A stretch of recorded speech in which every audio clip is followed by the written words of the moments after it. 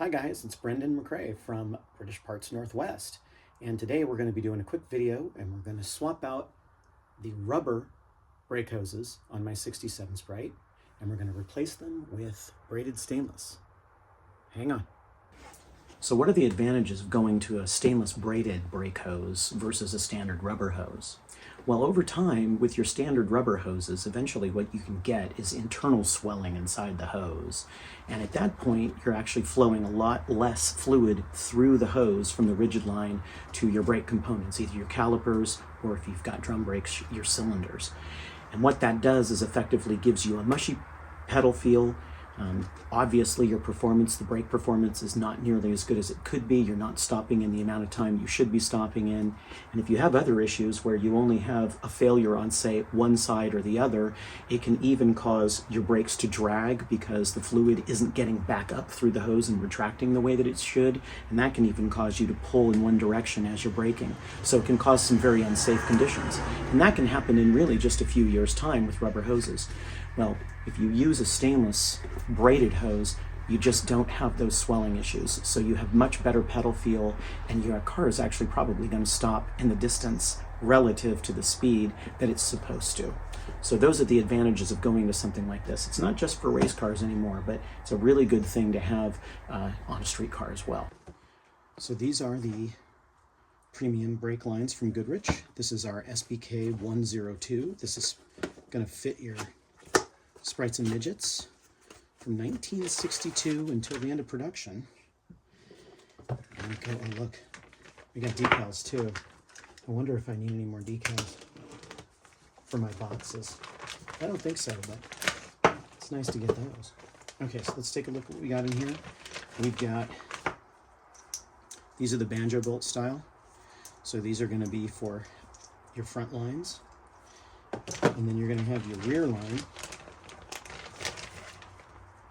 And this is going to go and bridge your rigid line to the three-way that is on the back of the axle. And then you have your very important copper washers and your lock nuts. Okay, so let's start on the fronts. Okay, so the first thing that we're going to check is we're just going to make sure that the line is going to have an adequate reach. Certainly appears as though it does. Going, just sort of overlaying it from the banjo here, and the way that it connects there. Disconnected the banjo bolt. This you will reuse with your new lines, so save that. You're going to replace, both of the copper washers with new ones. If you have the factory bracket that this hose normally slides under, you may have to turn the wheel slightly this way so that you can pull this down and squeeze the hose, not the metal part, but just the hose between the end of the caliper and that bracket. That's the way you'll be able to get it out. Obviously, the new hoses are much thinner, so they just slide in like that, and it's not even a problem. So we have the new line at the caliper. I've got my banjo bolt. I have the new copper washer on both sides of the banjo fitting, both underneath the bolt and between the fitting and the caliper. And it's going to be torqued to 24 foot-pounds. Right there. For the brake nut end, I used one of these. Okay, so this is footage of me showing the other end of that brake line, and I wanted to show you this clip so you can see the bracket that is holding. It's got that little clip, and in a moment I'm going to explain why I removed that clip actually from both sides of the front of the car, and I'll explain why in just a second, but you can see me pointing to it right now. So that's the way that the hose had gone in there originally, and then that's the bracket that I removed. This is the stock front rubber hose with the banjo fitting, and you'll notice the two nuts that you have, well, you have actually a formed fitting here on the end. And it's the same size, 9/16 hex as the nut on these hoses, and this is a thicker nut than what you'll get on the Goodridge hose. And in general, most cars are going to have these little locks that sort of lock that 916 hex like that, right? And then you have a star washer that goes through, a star lock washer that goes through, and then this nut, you know, from the factory, it goes on to the end, and then that's what secures it, and then your female on your hard line goes there.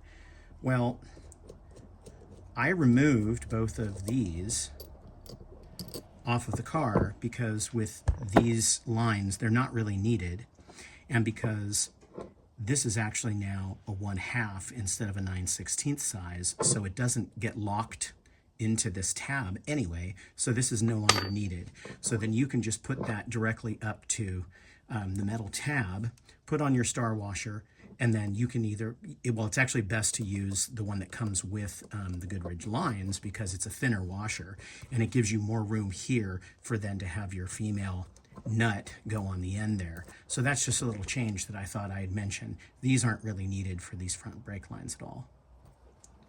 Under the back. So,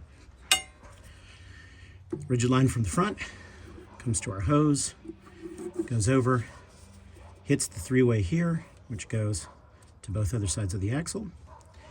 And this is the hose that we will be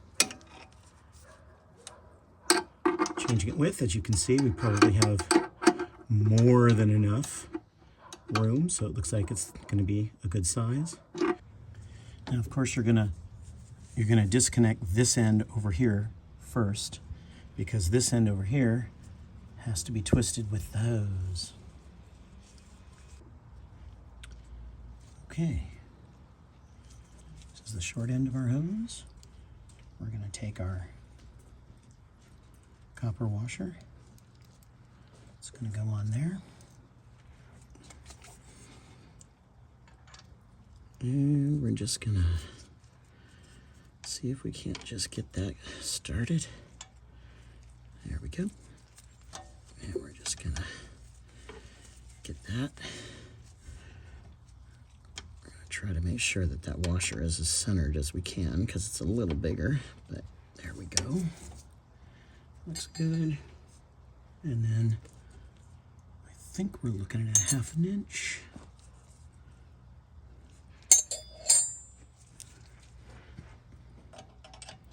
Yeah, it's a 1/2 inch, just like the other one's a 1/2 inch. We'll just get this in there. And again, you want to do this end first, of course.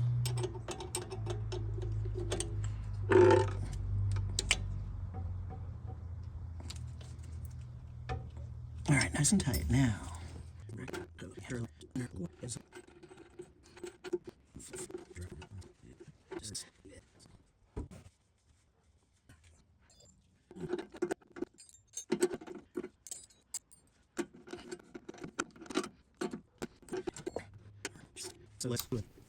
So yeah, I kept the clip in the rear. It seemed like it was a little easier to actually get access to that 1/2 inch formed hex that was on the Goodridge line, as you can see right here.